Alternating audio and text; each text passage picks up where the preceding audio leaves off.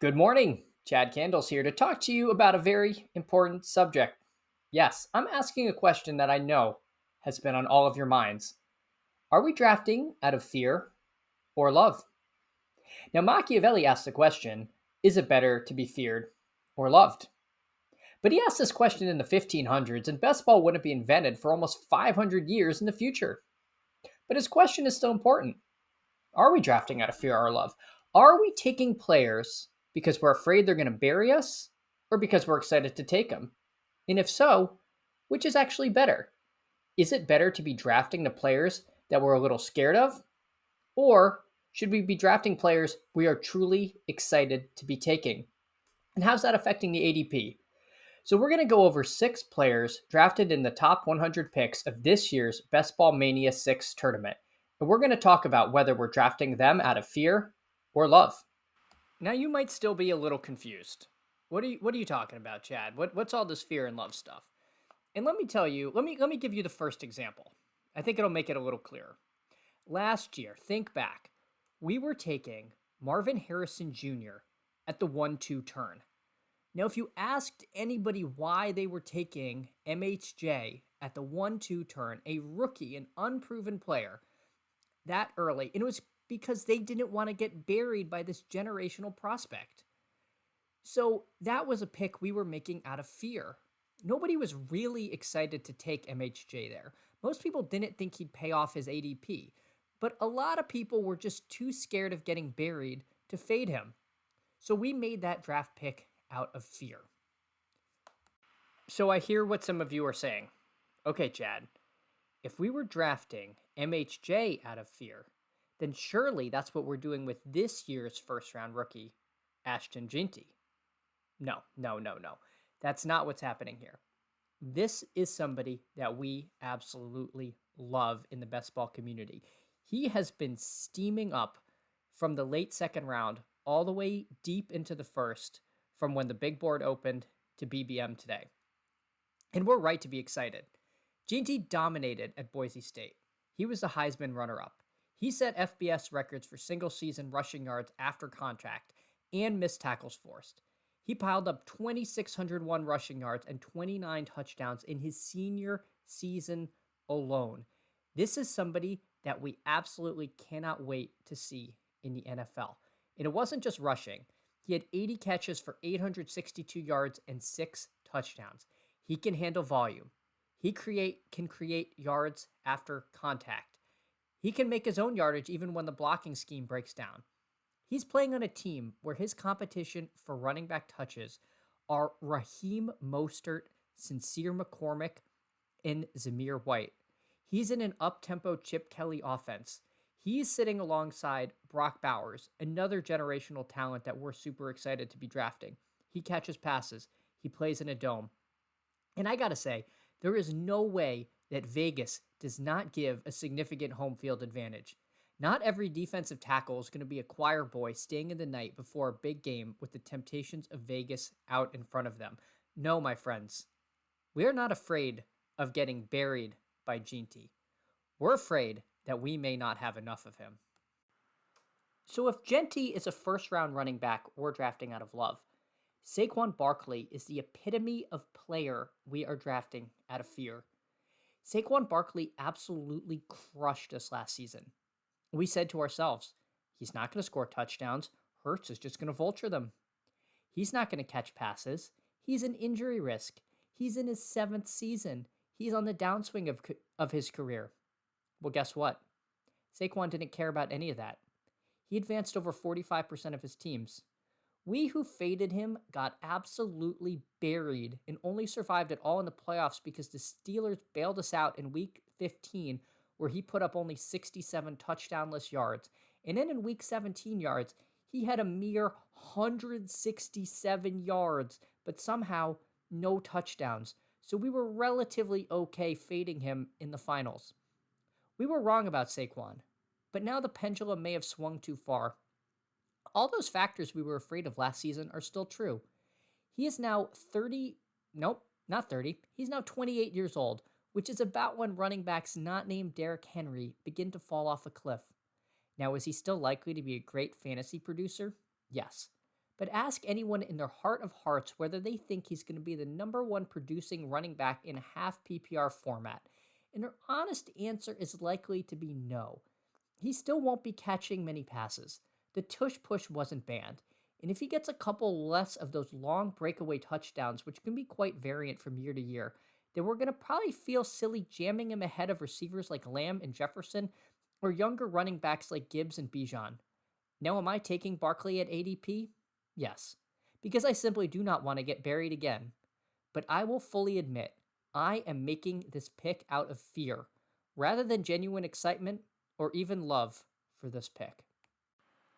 Drafting quarterbacks in 2025 begins with an initial tier of 4 quarterbacks with very high rushing upside: Allen, Lamar, Hurts, and Daniels.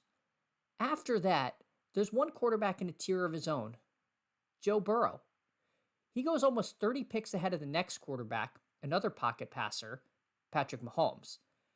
So when we make this pick, taking the 5th quarterback off the board, are we taking him out of love or fear?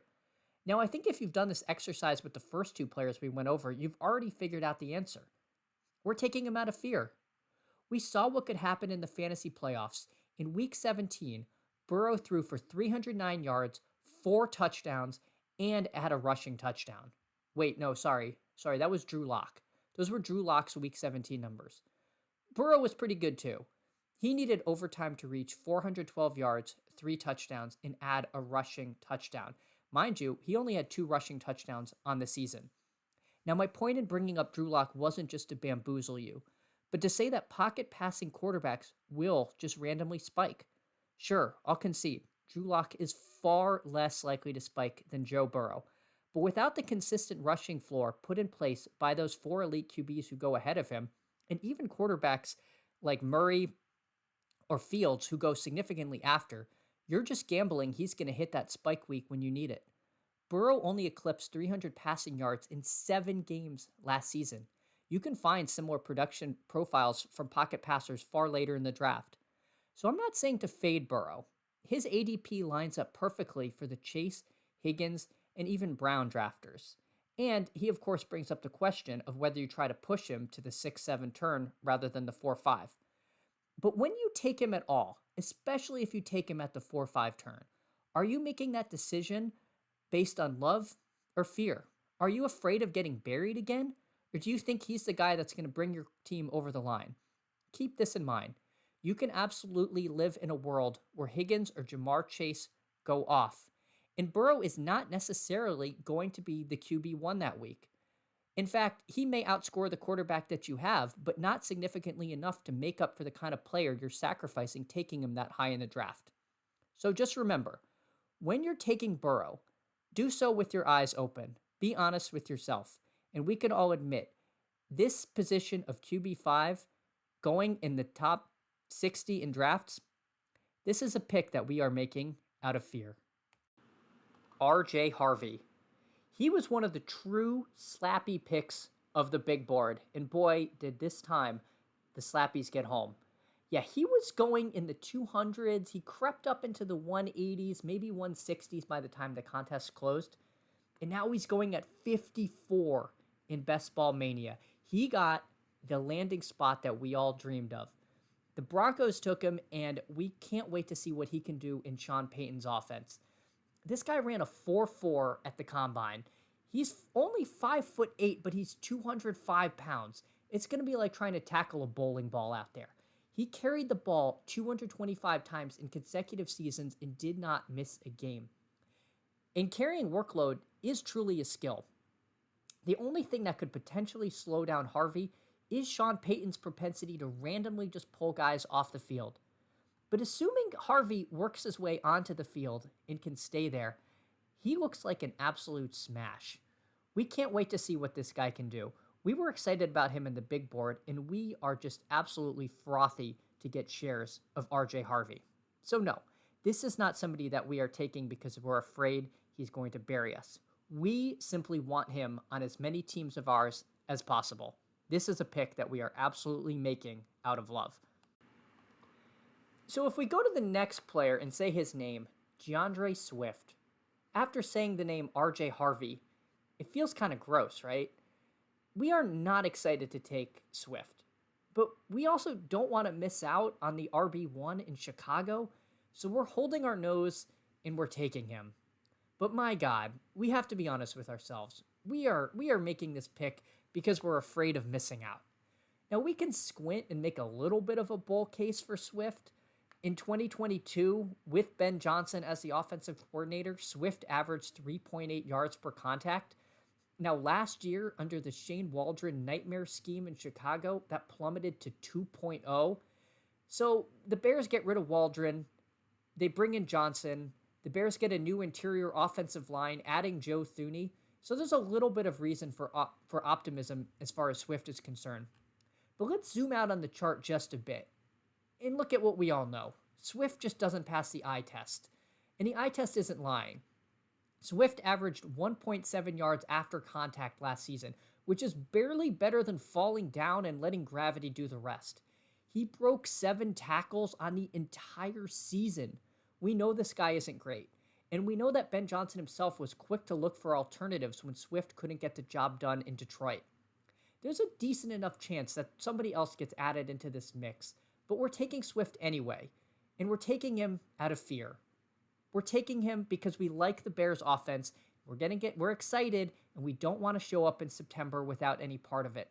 We're afraid we could get buried, and this is going to look like one of the most obvious plays on the board. But let's not fool ourselves here. We're making this pick purely out of FOMO. This is far from a pick we are making out of love. And to our final pick of the day, Travis Hunter. Now, if you've been drafting since the start of the big board, it's been a wild ride for Travis Hunter. The day the contest opened, you had to search for him because he didn't have an ADP. It wasn't unheard of to get him in the 180s. Now, he slowly grinded his way up to the 130s until on March 4th, 2025, one Peter Overzet, king of the Deposit Kingdom, put out a video titled, quote, "Don't miss the boat with Travis Hunter." And since then, the steam has not stopped. Now, first it was some FUD that he'd primarily be a cornerback. Then there was fear he'd end up in a dubious situation in Cleveland. But ultimately, he went to Liam Cohen's new-look Jags, and my God, now we're taking him at pick 43 as the 24th wide receiver off the board, ahead of some proven receivers like Devonta Smith and Jamison Williams. Now, this isn't a should this player be going here video, because if it was, I would say I think we've completely jumped the shark, but that's for another day. No, this is to say this is not an ADP of someone we're getting scared of being buried by. This is an ADP of someone that we are absolutely thrilled to take. We want Travis Hunter on our teams so that we can root for Travis Hunter. I have never seen such a zealous defense of a player who hasn't taken an NFL snap in Discord arguments. So maybe, in this humble streamer's opinion, we're double, maybe even triple counting upside. But what I can say with absolute certainty is that this ADP is one that has been made out of love. So you may be asking yourself, what was the point of all this? What does it matter if I'm drafting someone out of fear or love? Well, it all goes down to one crucial component of drafting best ball teams, is understanding why you're making selections. And fear and love is a big driver in these picks. It all goes back to making sure that your teams and your overall exposures are deliberate, that you don't back your way into an exposure or position that you're not really into. Or, you're not going to love every single pick you make, but at least understand why your team and your portfolio has ended up the way that it has. And to not let emotions cloud the way that we build our teams. So with that, thank you so much for coming by. Please, if you haven't already, like and subscribe. And I'd love to hear from you. Who are the players that you think are being drafted most out of love or fear? And leave them in the comments.